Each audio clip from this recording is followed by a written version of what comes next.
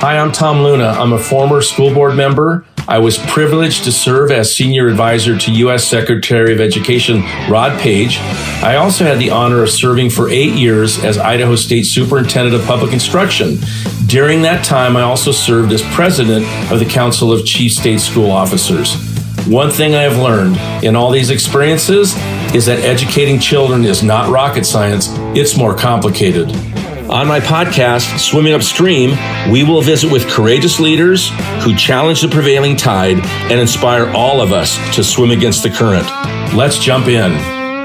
Welcome back to another episode of Swimming Upstream, and I'm your host, Tom Luna, and today we are at Excel in Ed, where hundreds and thousands of educators from across the country, I think there's educators here from 48 states and 2 or 3 U.S. territories, but the real focus is on coming together and finding ways and to improve education for kids across the country, and looking at the system that we currently have in a post-pandemic world, and how do we move this system forward to help more kids do better in more different areas. And so today, here at Excel and Ed, we are visiting with Debbie Critchfield.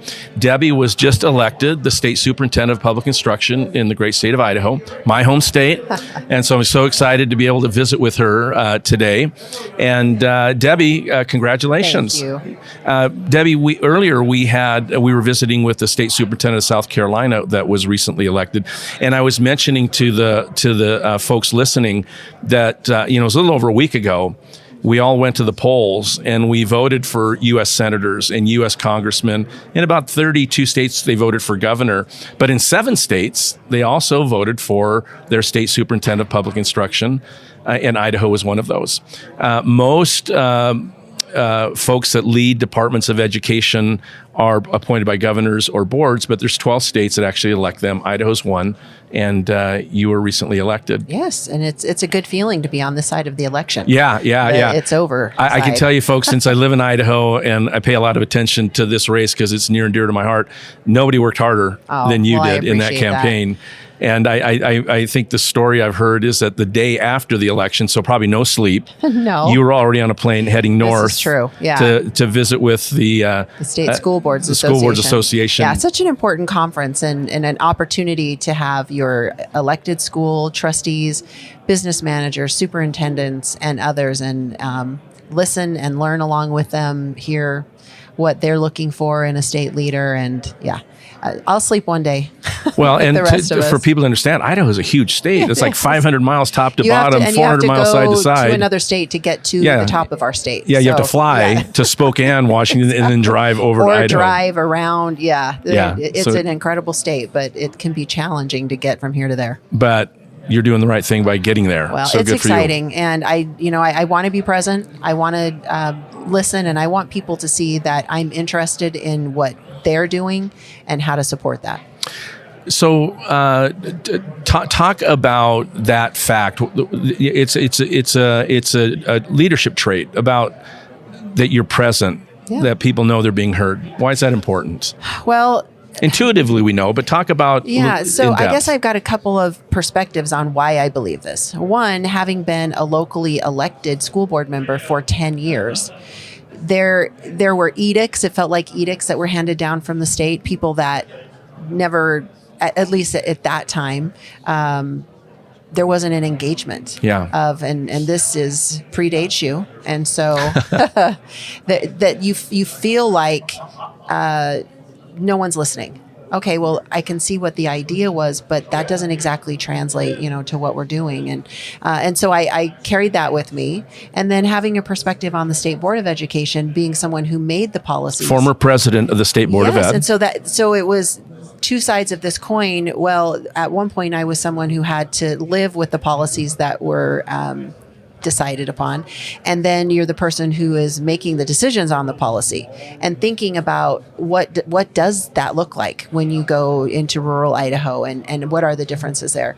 And so for me, that's a priority, that I want folks to know that when decisions are made, there's an assurance that I will have listened, traveled, understood. And I cannot think of a better learning experience than what I've had over the campaign trail in the last 18 months than going into every place you could possibly think of. I purposely started on the outside and worked my way in. What are all those small towns, and what is it like in a one hall school, K-12, 150 kids, compared to something in the largest districts? Idaho is very diverse, and there's always conversations about rural parts of America, and I think there's like 7 different definitions of rural, and every part of Idaho fits one of those definitions. Sure. Even Boise, right? That's true. But I used to tell people there's rural and then there's remote and isolated. And there are parts of Idaho where we're delivering education for less than a dozen kids in a community that it's not easy to get to. So let's talk a few moments about the fact that we have kids that deserve the same equal access and opportunity, and how do we deliver that to them? I think that's a statewide discussion that we want to have at the legislature, because as the appropriators, as I bring forth budget priorities, how we target those problems is at the top of my list. Having raised my family, my children attended a rural public school. I understand what limited choices look like. I understand how you have less of an opportunity to attract and keep experienced teachers. Rural Idaho feels very much like the training ground for people. Once a teacher starts to really get good at their craft, then they move on to somewhere else, a bigger district. The bigger districts poach them. Absolutely. There's a feeding chain there. And so looking at ensuring, I guess, that students dependent upon your zip code, well, if you live here, you're going to have access to programs and teachers and facilities and. But if for whatever reasons your family is a rancher or a farmer, which is a fantastic career to have and a great way of living, that shouldn't automatically mean that you're going to get a subpar education. Yeah. So you're coming into office.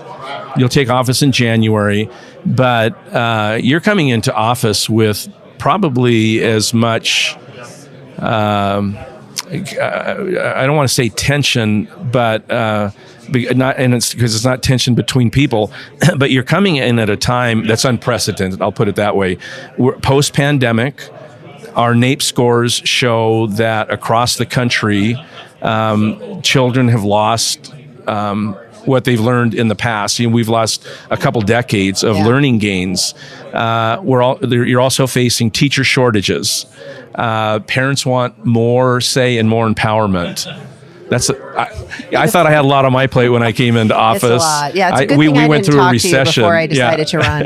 No, I was very aware of what I was getting into and excited to work with people, working with the legislature. I think that's been an element that's been lacking. Yes. And when you have a state school leader that is elected to be the advocate and to be the champion, and you go and you work with the people who appropriate the money and pass the laws. My experience has been that the legislative side of this process, they are looking for a leader. Absolutely. Help us know what those priorities should be. And I think, having an opportunity for parents to feel as though they're more included in the system. I'm a parent, you're a parent, I'm now a grandparent. And I understand and have felt those frustrations when you would like to have more of a say. What does that look like? I'm very excited about the opportunity to support our local districts in engaging our parents and the community at large. I'm very excited on creating more opportunities for businesses and industry within regions, within communities, to also feel that open door with school boards. And so I guess when I look at the challenges ahead, I'm optimistic, and I think here's great opportunities for us to really create and craft the system that we want. Yeah, we know that the most important factor of a child's education when they show up at school is the quality of the teacher in the classroom. Absolutely. Right? Bob, I'm a huge fan of Bob Marzano and all of his work, and his research, decades of research, shows this. So at the same time that we're dealing with a teacher shortage, we need high quality, effective teachers more than ever. So talk about your plans for empowering those teachers, and I guess, and dealing with the teacher shortage issue. We've known for about a decade that we were going to have a teacher shortage just because of an aging population. Right. But the pandemic has just amplified that and brought it on a lot quicker and a lot larger numbers than we expected. And I think that there's a respect value piece in this as well. I think that there are financial and non-financial ways that we look at the teaching profession. Clearly, we've made progress in Idaho. We can continue to build out our career ladder, continue to build the financial side of the profession. That's important. But then there's that non-financial job satisfaction quotient that is, I believe, in some cases, even more pressing than the financial side. Teachers want to feel heard. They want to feel valued. They want to be prepared.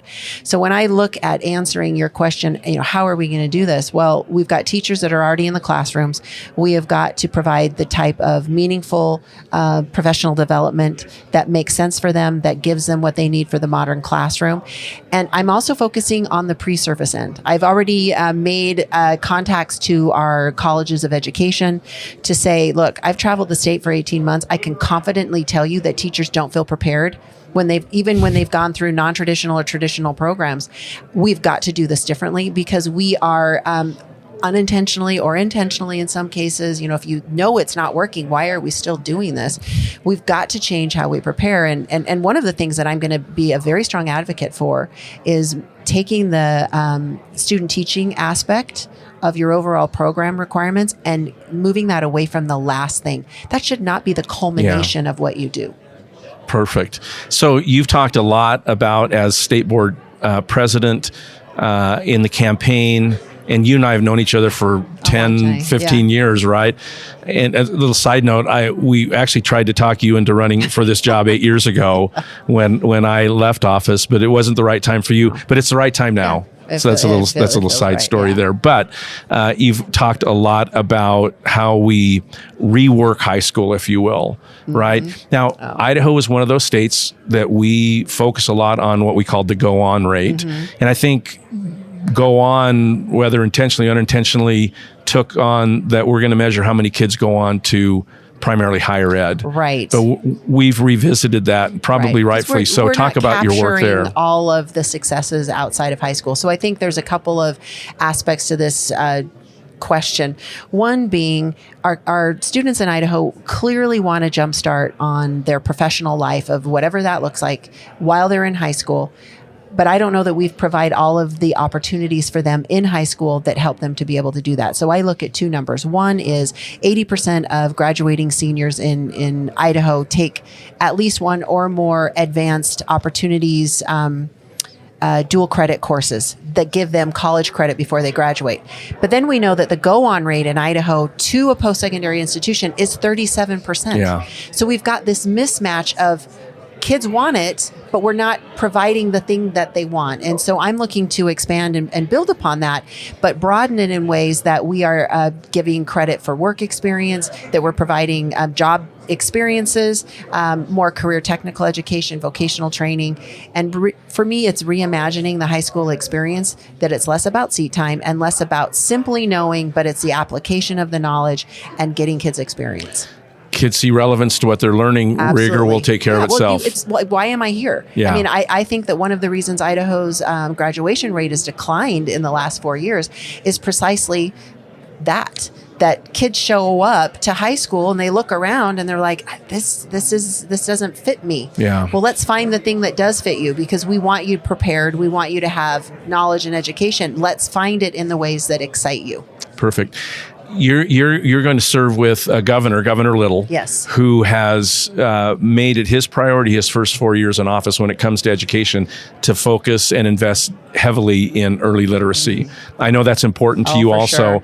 Talk about what your thoughts are of additional, not necessarily funding, but additional approaches and ways to assure that children are at the right literacy level when they leave third grade. I'll just confirm that literacy is a priority for me as well. And as the co-chair of Governor Little's Education Task Force, brought those recommendations forward.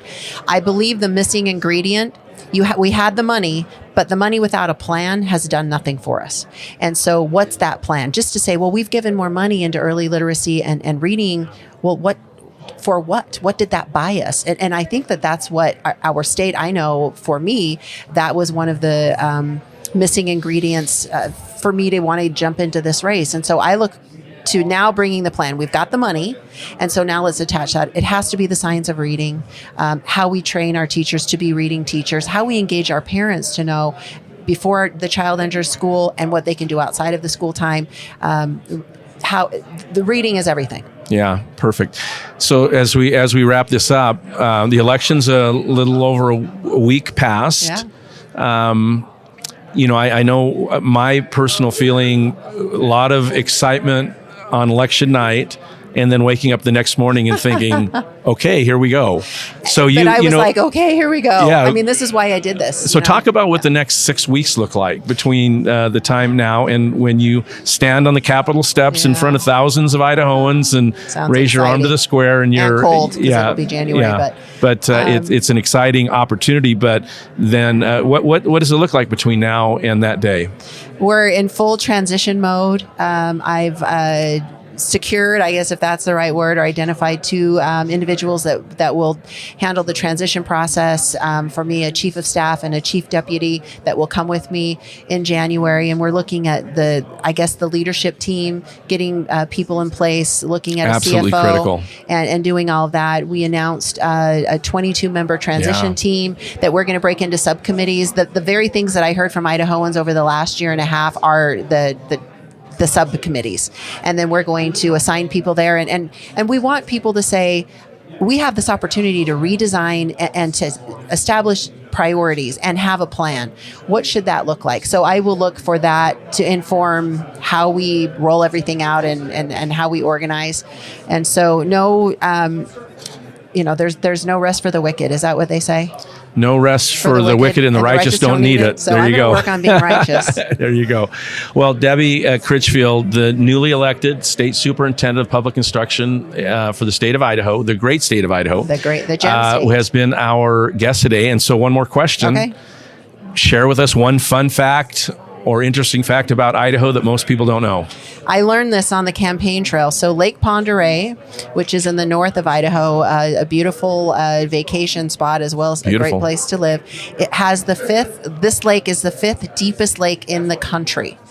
And since the 1960s, the U.S. Navy has used that lake to test submarines. The conditions exist. You sure you're not revealing some top secret information here? No, you could go Google it if you wanted to. But I mean, I'm sure that there are, some. So there's naval Navy. Full-time Navy folks in North Idaho at Lake Pend Oreille. And they test at night. And again, there's all of these conditions, and the whole goal of what they do in this lake is to create quieter, better, without being detected submarines that they can then go put around the world. But the Lake Pend Oreille, and I believe it's a Native American, kind of a French spelling. So it's P-E-N-D Orielle. So it's not pronounced as it's spelled. Anyway, as I was traveling around and so forth, that information got presented to me as I went across the bridge on the lake, and I just thought, here we are helping the defense of our country in little old Idaho. Another important fact about Idaho and fun fact that most people wouldn't know. Absolutely. So thanks for sharing that. And thanks for being our guest on Swimming Upstream. And folks, Debbie Critchfield has talked to us about her passion and what motivates her to swim against the current. Thanks for being on the podcast with us. Thank you. All right. Thank you for listening. And remember, our children may only be 22% of our population, but they represent 100% of our future. If you found this conversation valuable, subscribe to our YouTube channel and find us on your favorite podcast platform. Swimming Upstream is part of the Strategos Podcast Network. To view the entire lineup of our shows, visit our website, strategosgroup.com.